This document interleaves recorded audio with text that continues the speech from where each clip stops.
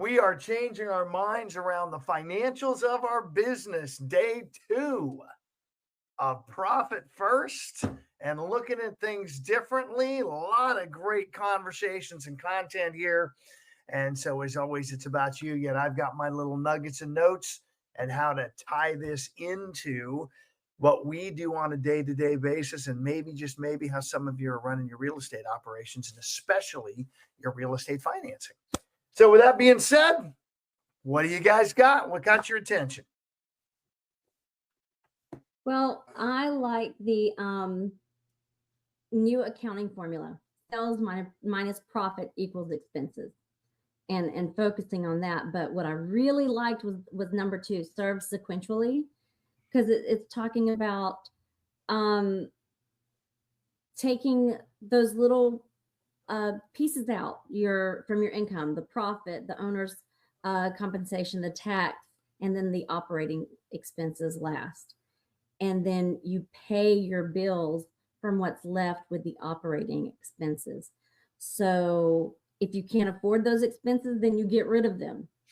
And so you just trim the fat.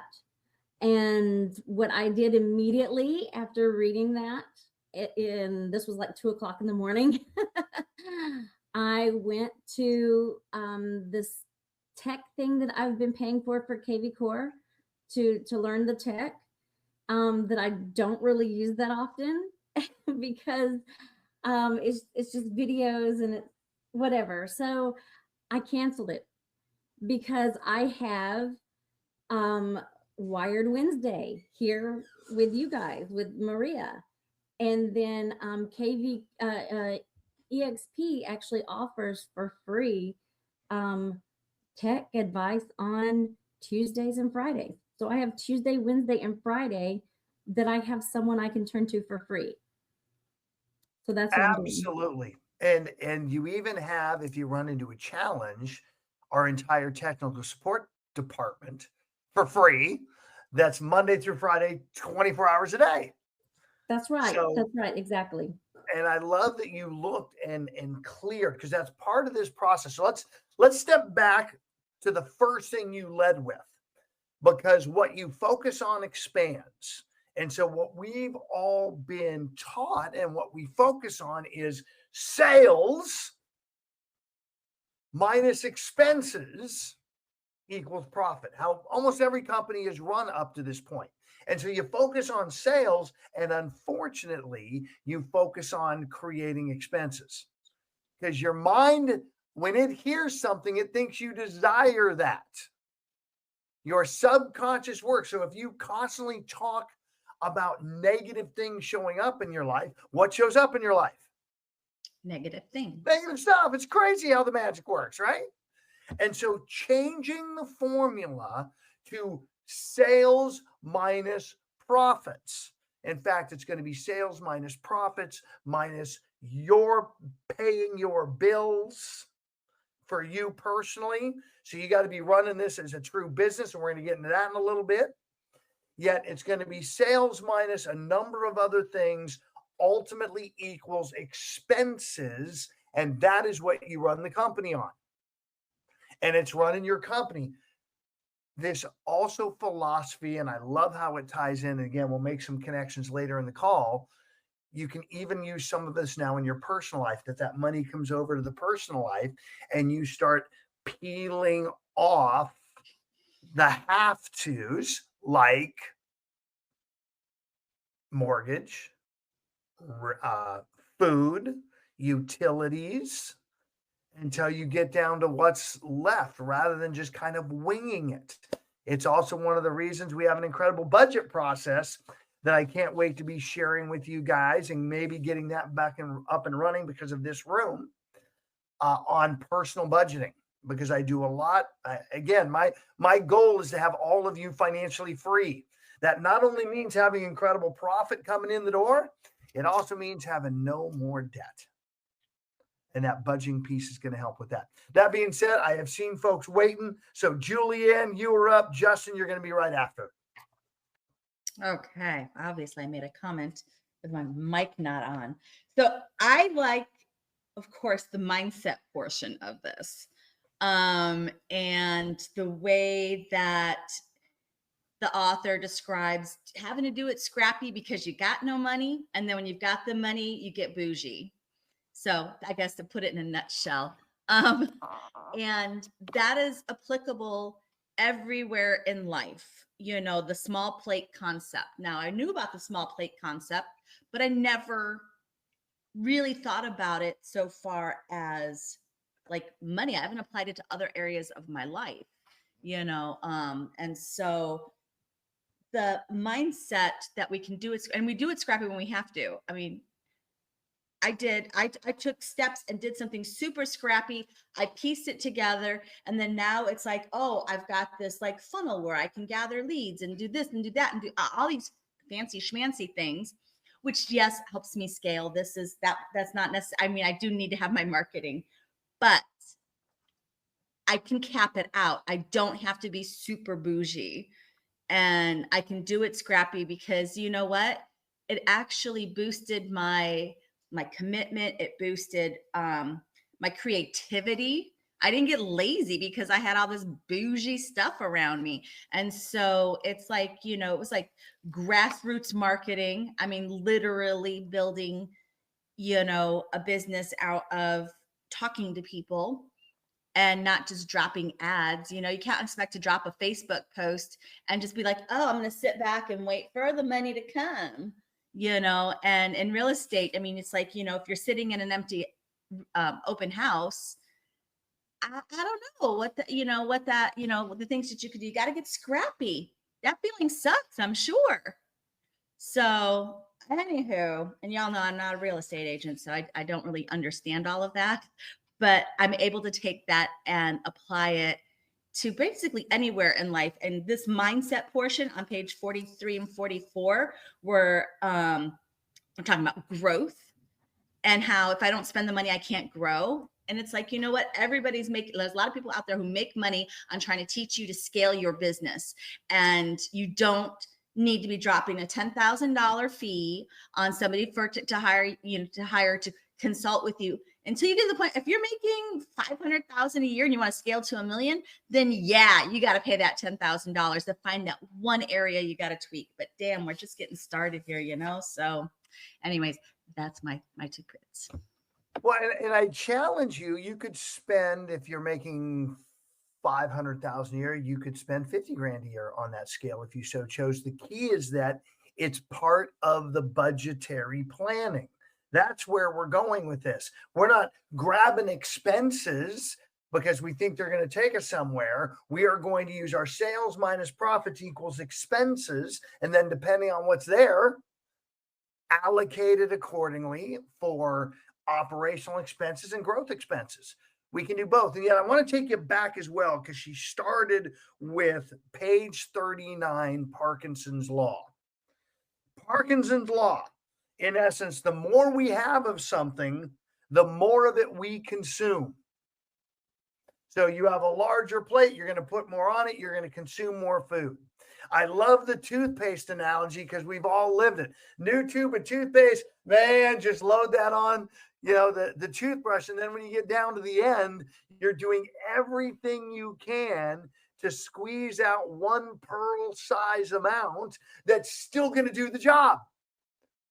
If you did a pearl size every time, you'd have a lot more efficiency of toothpaste use. Yet our natural programming is this Parkinson's Law. So when we see a lot of money in the account, man, we start doing more bougie stuff, as Julianne said.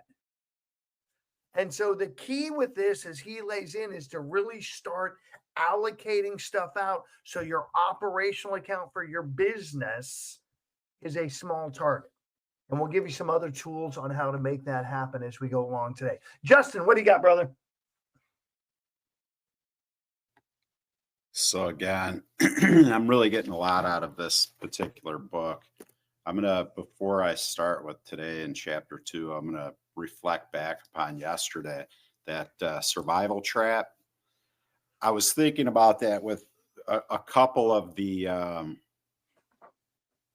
listings, business things, people in my life like really thinking on that yesterday. If there's one particular listing, and I've got a relationship, I'd say like the person is a good friend. They're a lousy person to do business with. There's not a lot of winning to be had, even in the event of closed transactions and whatever. The price to get there, I don't think is worth it. So as I'm trying to wrap my head around this, I get a call from the client with this long story, but the thrust of the story was like, can we just take this listing off temporarily because blah blah blah, and can you send somebody to get the sign, or can I take it down and throw it in the garage or what? And it was so amazing because as I'm thinking about it, it's like here the universe is answering me, like offering it up on a smaller little plate. Here you go. So now to get into chapter 2, I really like Mike's style of writing. He has this formula repeated 3 times, maybe 4 in this chapter. Small plates, serve sequentially, eating your vegetables first. The third and fourth are the same in every one of his times laying it out: to remove temptation and enforce a rhythm. So I really like that because of the repetitive nature. It's making it easier for me to internalize it. But the one key thing out of chapter 2 on page 35, he says, I sat up straight on the couch, my mind alert with this new revelation. The solution is not to try and change our ingrained habits, which is really hard, pull off, nearly impossible to sustain, but instead change the structure around us and leverage those habits. So I'm all for creating better habits. Atomic Habits, other books we've read, I think are incredible. But what I like about this approach, maybe I love it about this approach, is the idea of looking at our inherent nature, our habits. What are we going to do with it anyway? And how to leverage those to create success instead of putting it off to some new habit or some future date. What that meant to me in my life since then, I went for a walk this morning, short because it was raining and cold, but I found 2 dimes. So I pick up these 2 dimes, like a penny I might not even pick up. I probably wouldn't, but pick up a couple dimes. I'm like, you know what? Those dimes, that's like pure profit, right? I mean, that could be saved. And then because I was thinking about profit, I was going to get a different gym membership. And that's probably more personal than business. But I was looking at the gym membership. And as he talks about in this chapter, putting 1% aside as profit to be able to pay yourself, I thought, like, what does that gym membership cost a month? And so, like, without any other expenses that I already and really do have, what does that, like, let's say it's arbitrarily $50 a month, depending which place you go, it's more or less. So at 1%, how much business do you need to do a month before that? It'd be an extra $5,000 in business a month to justify I deserve this gym membership for $50 above paying all the other stuff that's already getting paid. So really just like, I don't know, just a huge shift in the way I'm looking at it. Yeah. And I love that part of how do we get the profit cranked up to cover that? And, I will tell a fun side story about one of the leaders in our company. The guy I got to experience, wasn't there for this yet. I was playing with him when this happened. So Christmas 2013, Gene Frederick is hosting a party at the Driscoll Hotel, downtown Austin. It's a Christmas party. And he's got all his agents there. And Michael Dell is throwing a party next door. Michael Dell Electronics. And Michael Dell has to work his way through their party to get out the side door. So he comes in and they're all talking and glad handing, etc. And as the side door opens, here is a brand new 2014 Mercedes-Benz Maybach limousine and a driver to take Michael Dell the 1 mile to his house. And of course, the agents start chirping. Oh my God, I can't believe that. Why does he need that? That is so pretentious. All this negative chatter. And Gene hears it and stops the party and invites everybody up and says, in the grand scheme of his revenue, his profit, what Michael experiences profit to him, what percentage of his income is that experience in the grand scheme of things compared to how much maybe you're making? And his answer was a nickel. Literally, that experience cost Michael Dell maybe a nickel compared to what you have in your budget, because he's got so much more profit, because he's focused on that piece. Now, here's the fun part. For many of you may or may not know, the largest square footage yacht registered in the Caribbean is parked in Puerto Rico. Who do you think owns that? Gene. It's our own Gene Frederick. And what's the name of that boat? Nickel. The Naughty Nickel. If you guys look it up, Nauti Nickel, you'll see Naughty Nickel Yacht. You can see he's got it out there, and he's done some amazing things to fundraise and make things happen. And again, in the grand scheme of his profit on this business model, that boat was truly like a nickel to him.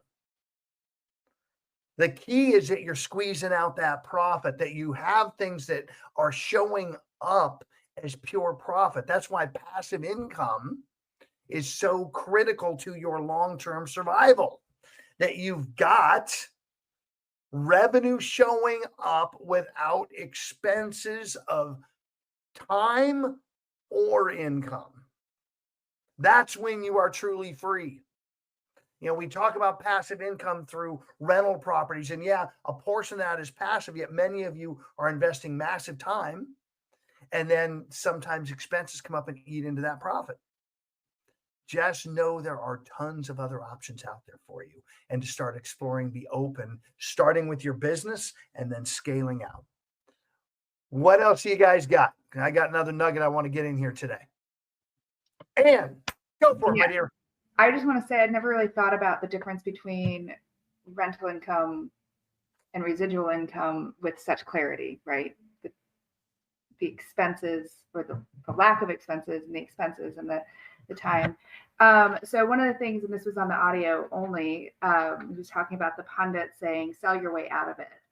And it made me think of in our industry where we're told to sell your way out of it, right? Or maybe sell your way out of it. And we're taught, spend your way out of it, or team your way out of it, right? Like make your world bigger, do more, so you can get out of this reality that you only have so much income and so much profit.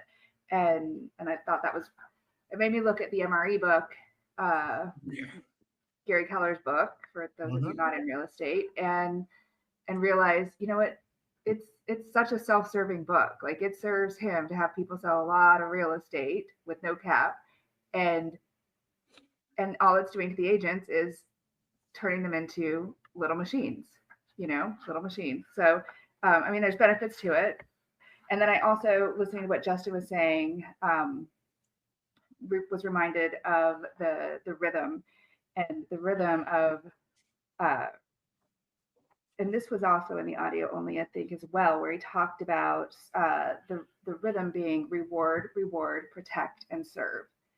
So we're rewarding ourselves with profit, rewarding ourselves with income. We're protecting ourselves with the things that have to happen in our business, the must-dos. And then we are serving, and I forget what that last bit was, serving, but so I thought those were powerful concepts. So this rhythm piece I want to talk about in detail, and I'm very optimistic that this will get out as one of our reels. because this is so critical in real estate, because this rhythm not only happens with money and labeling that out, it also is with your production.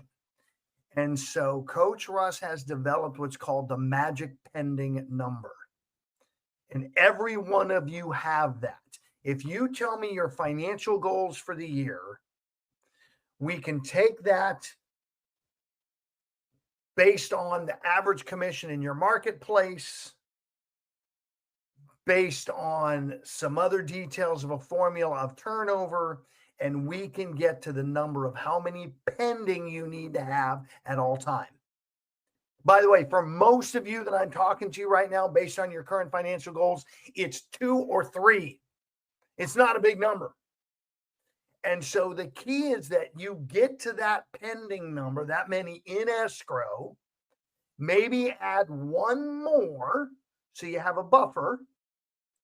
Then you can start shifting that limited resource of time to other activities like marketing and building out marketing stuff, like social media, like lead gen for talent and building.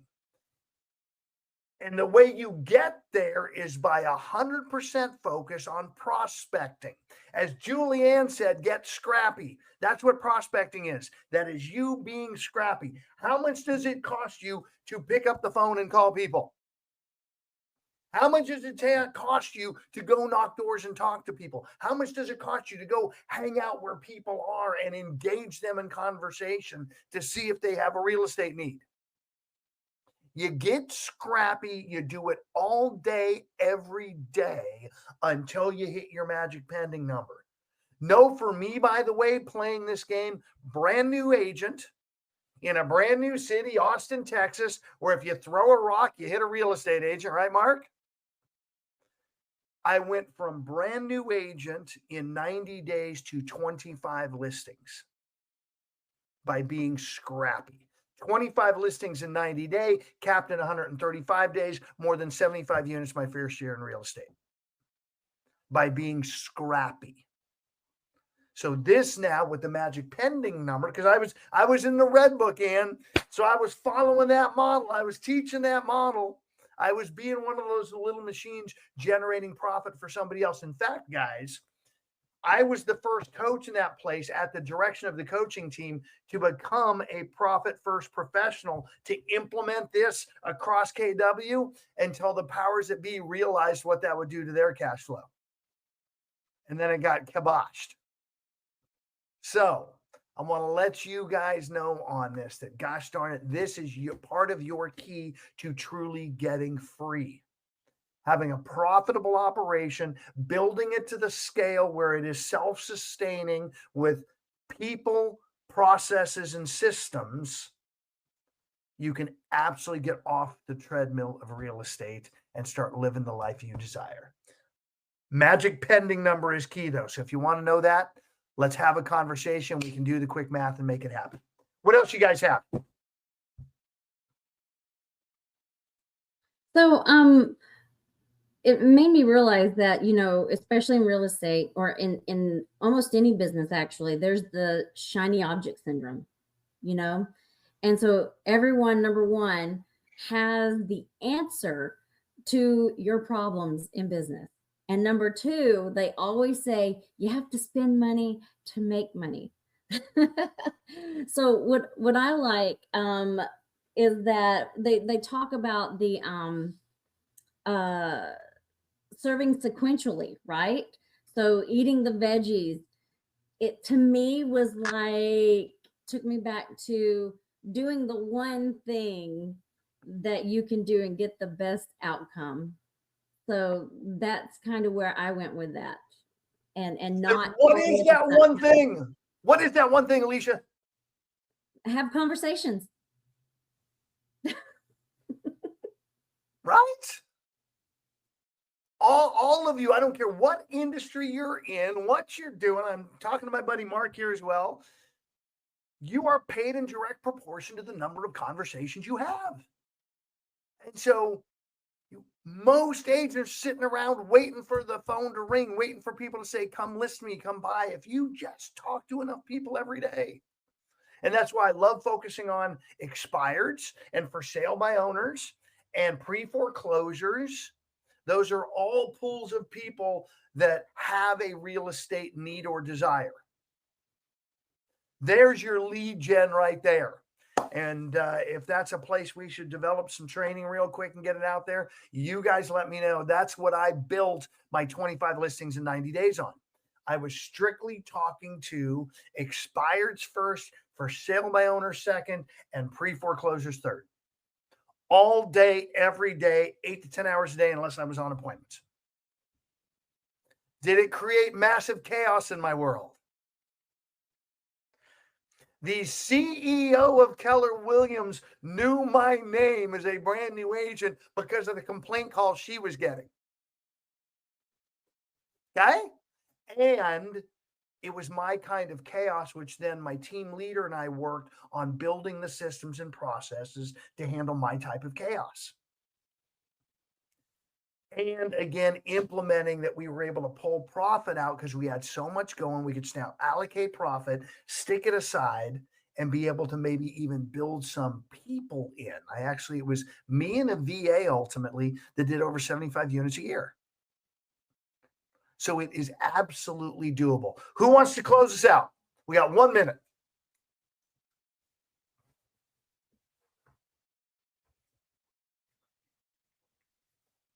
All right, then. I'll close this out because I love this stuff and I want to talk to you guys.